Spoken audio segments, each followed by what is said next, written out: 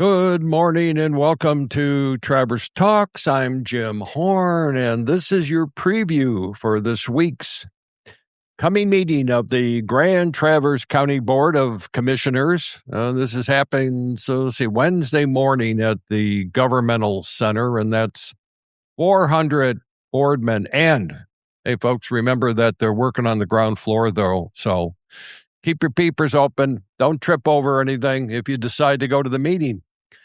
So this is a regular meeting, but it touches on some of the county's more persistent challenges, and they have them. Housing and homelessness, justice system planning, public safety infrastructure, and the continued tracking of federal ARPA dollars. It's a quieter agenda on the surface, but there are several decisions and updates that shape where the county is headed in 2026. So when you want to look at the big picture overview at a high level, this meeting is about follow-through and capacity.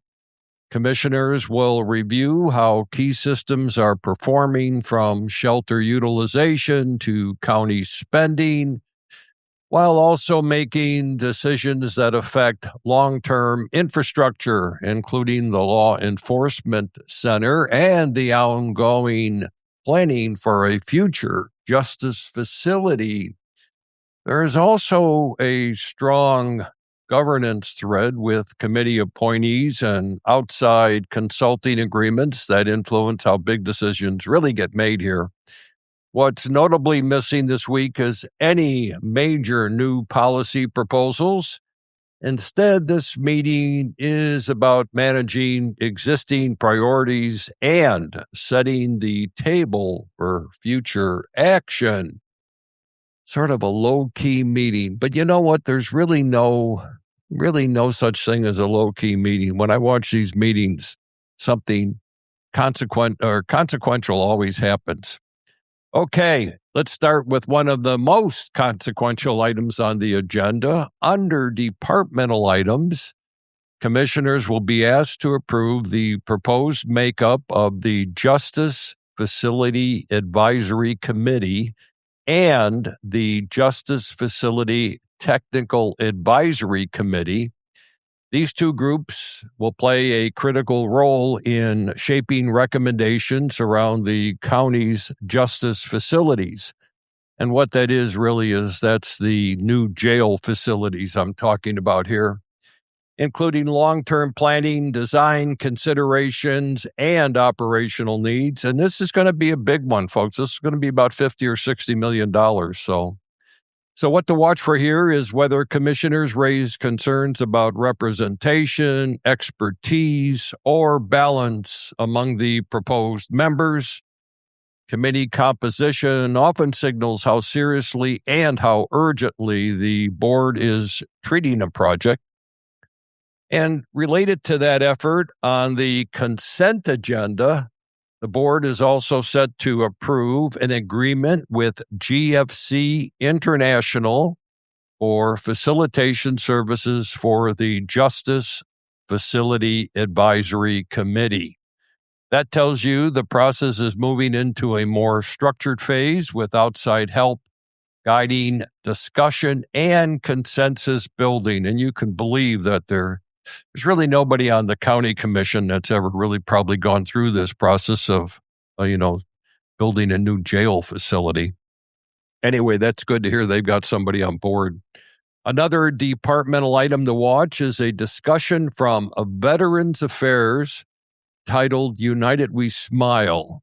While there's no formal action attached, these discussions often highlight service gaps or emerging needs. Pay attention to whether the commissioners ask follow-up questions or suggest future funding or partnerships. And some of you may or may not know, United We Smile just closed their doors, and they typically service low-income people and veterans. So it's going to be interesting to see what that conversation is going to be about. Under unfinished business, the board will receive an update from the Housing and Homelessness Task Force. That's a group that I donate to, covering progress from November and December. This is an update only, but given ongoing concerns around shelter capacity, affordability, and coordinated services, it's an important temperature check. Listeners may want to listen for whether progress is being framed as incremental or whether commissioners express frustration with the pace of change. I'm glad we've got the homeless shelters all set up. It's very cold outside. Be very cold this week, so hopefully, things are going smoothly over there. Consent calendar highlights. Most of the meeting's financial and operational decisions sit on the consent calendar. One key item is the ARPA status report, which continues to track how federal pandemic relief dollars are being allocated and spent. And that was an issue at the last board meeting, I believe, and we did a podcast on that. You ought to listen to that. It's only a couple weeks old.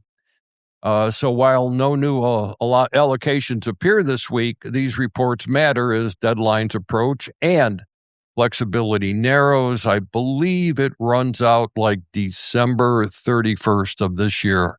So the government will take back their money if it's not all spent.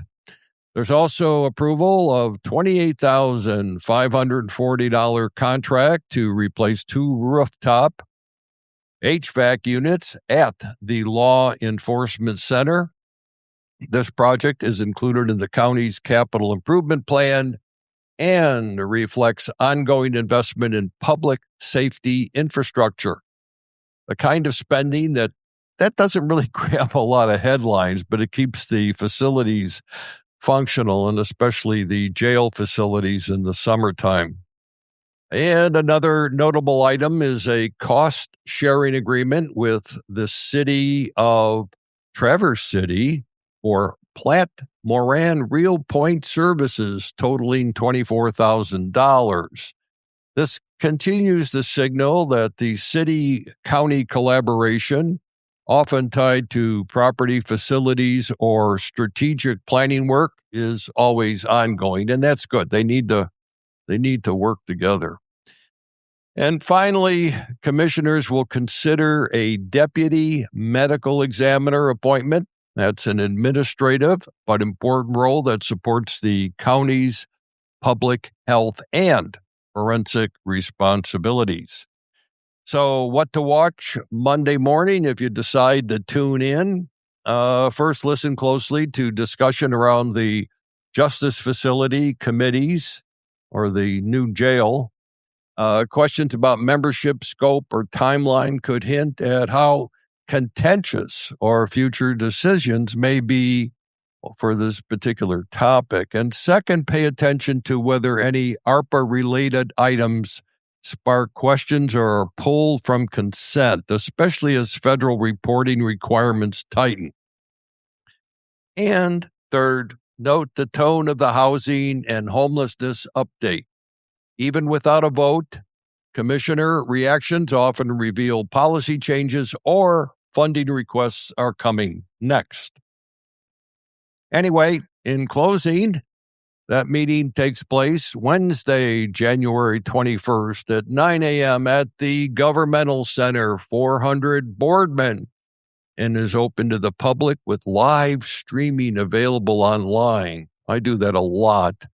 And there's also 2 public comment sections, so if you have a need to speak up, oh God, it's a good place to do it. You get 3 minutes and you can go like crazy. So if you attend or watch, this is a good meeting to listen for direction, not drama, and I don't think there's going to be much drama here. And be sure to check back later this week for a Traverse Talks recap where we'll break down what actually happened and what it means for Grand Traverse County going forward.